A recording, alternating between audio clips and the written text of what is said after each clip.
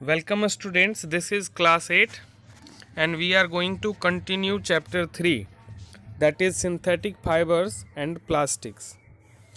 In the last video we have learnt about two types of fibers. मैंने पिछले video में आपको दो तरह के फाइबर्स के बारे में बताया था, सेलुलोजिक फाइबर्स और non cellulosic fibres. Cellulosic fibres, तो आज हम नॉन सेलुलोजिक सिंथेटिक फाइबर्स के बारे में स्टडी करेंगे। सिंथेटिक फाइबर्स केमिकल सब्सटेंस से बना हुआ होता है। इसमें छोटे छोटे केमिकल मॉलिक्यूल्स आपस में जुड़कर के एक लार्ज मॉलिक्यूल बनाते हैं और इसी को पॉलीमर कहा जाता है। यानी हम इसे कह सकते हैं यह रिपीटिंग यूनिट्स के ज्वाइन होने से जो चेन बना है उसी को पॉलीमर कहते हैं। इसे इस तरह से समझें कि जिस तरह से छोटे छोटे मोतियों को मिलाकर के एक बड़ी लंबी सी माला बनाई जा सकती है, उसी तरह से हम यहाँ पॉलीमर्स को समझ सकते हैं। पॉलीमर्स भी छोटे छोटे यूनिट से मिलकर के बना होता है। पॉलीमर एक ग्रीक वर्ड है जो पॉली और मर वर्ड से मिलकर के बना है। पॉली का मतलब होता है मैनी और मर का मतलब होता है यूनिट्स, यानी बहुत सारे यूनिट्स, यानी आपस में जुड़ करके बनने वाले पॉलीमर। और जो ये यूनिट है, रिपीटिंग यूनिट को मोनोमर कहा जाता है। एक सिंगल पॉलीमर में लगभग 2 लाख मोनोमर्स प्रेजेंट रह सकते हैं।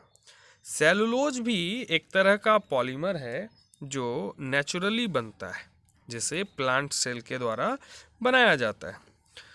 इसे ग्लूकोज मोनोमर यूनिट के हेल्प से बनाते हैं। लेकिन हम सिंथेटिक फाइबर्स को बनाने के लिए पेट्रोकेमिकल्स और दूसरे मटेरियल्स का इस्तेमाल करते हैं, जिसे हम पेट्रोलियम प्रोडक्ट्स से प्राप्त करते हैं। अब हम बात करेंगे टाइप्स ऑफ सिंथेटिक फाइबर्स की। सिंथेटिक फाइबर्स के एक वाइड रेंज हैं। इनमें रेयॉन, नायलॉन, पॉलिस्टर, एक्राइलिक्स ये सभी आते हैं। लेकिन सबसे पहले हम रेयॉन के बारे में स्टडी करेंगे। रेयॉन यह फर्स्ट मैन मेड फाइबर है। तो सबसे पहले हम रेयॉन के बारे में स्टडी करेंगे। Rayon first man made fibre है और इसे लेबोरेटरीज फर्स्ट गिफ्ट के नाम से भी जाना जाता है।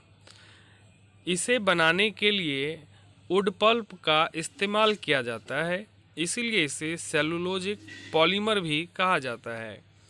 अब देखिए, रेयॉन को केमिकल ट्रीटमेंट से बनाया जाता है, इसीलिए इसे सेमी सिंथेटिक फाइबर कहा जाता है। यानी इसे प्योर सिंथेटिक फाइबर्स नहीं कहेंगे, क्योंकि इसे बनाने के लिए हमें कुछ आइटम प्लांट से आने वाले प्रोडक्ट से लेना पड़ता है, यानी नेचुरल सोर्स पे डिपेंड करना पड़ता है। इसलिए इसे फुल्ली सिंथेटिक फाइबर हम नहीं कहेंगे। फुल्ली सिंथेटिक फाइबर्स उसी को कहते हैं जिसे जिसे पेट्रोकेमिकल से बनाया जाता है। रेयॉन को सिल्क के सब्स्टिट्यूट के रूप में डेवलप किया गया है। सिल्क माना जाता है कि इसे सबसे पहले चीन में डिस्कवर किया गया था, लेकिन इसका प्रोडक्शन जो है बहुत दिनों तक सीक्रेट रखा गया था, लोगों को बताया नहीं गया था। सिल्क एक स्ट्रॉन्गेस्ट नेचुरल फाइबर है। यह बहुत ही सॉफ्ट होता है, यह लस्ट्रस है और साथ ही साथ इसका टेक्सचर बहुत ही खूबसूरत होता है। सिल्क का प्रोडक्शन बहुत एक्सपेंसिव है, इसीलिए इसे आर्टिफिशियली डेवलप करने का प्रयास किया गया। रेयॉन जो बिल्कुल सिल्क के जैसा दिखता है या सिल्क के जैसा अपीयरेंस है, वह सिल्क के वनिस्पत थोड़ा चीपर होता है, यानी ये थोड़ा जो है सस्ता होता है। इसे बनाने का काम 19th सेंचुरी में स्टार्ट किया गया था और इसे बनाने के लिए हम वुड पल्प का इस्तेमाल करते हैं। वुड पल्प क्या होता है? लकड़ी के छोटे छोटे टुकड़ों को आपस में काट करके वुड पल्प को तैयार किया जाता है।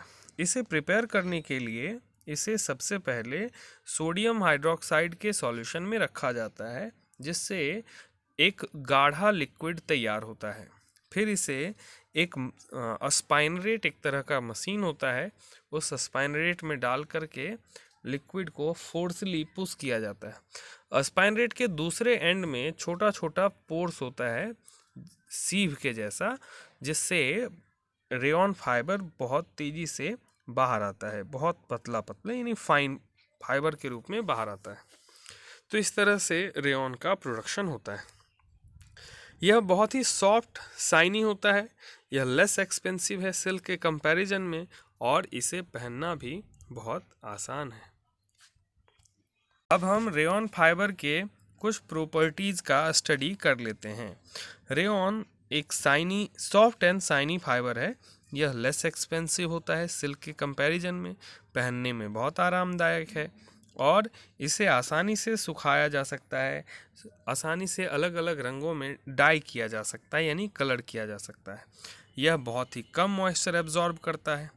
अब हम रेयॉन के यूजेस को भी जान लेते हैं। रेयॉन का यूज क्लॉथिंग में किया जाता है, यानी इसका उपयोग हम क्लॉथ बनाने के लिए, जैसे shirt, blouses, dresses, jackets, sports wear और भी बहुत सारे दूसरे आइटम्स बनाए जाते हैं। इसके अलावा होम फर्निशिंग में भी रेयॉन फाइबर का इस्तेमाल होता है, जैसे बेड शीट्स, ब्लैंकेट्स, अपहोल्स्ट्रीज, इन सब को रेयॉन फाइबर के हेल्प से बनाया जाता है। इसके अलावा रेयॉन का इंडस्ट्रियल यूज़ भी है। इंडस्ट्रियल यूज़ में medical, surgery products, tyre code, ये सब बनाए जाते हैं। तो ये हमारा रेयॉन फाइबर है। इस तरीके से आप जान सकते हैं कि रेयॉन फाइबर में क्या क्या कैरेक्टरिस्टिक्स हैं।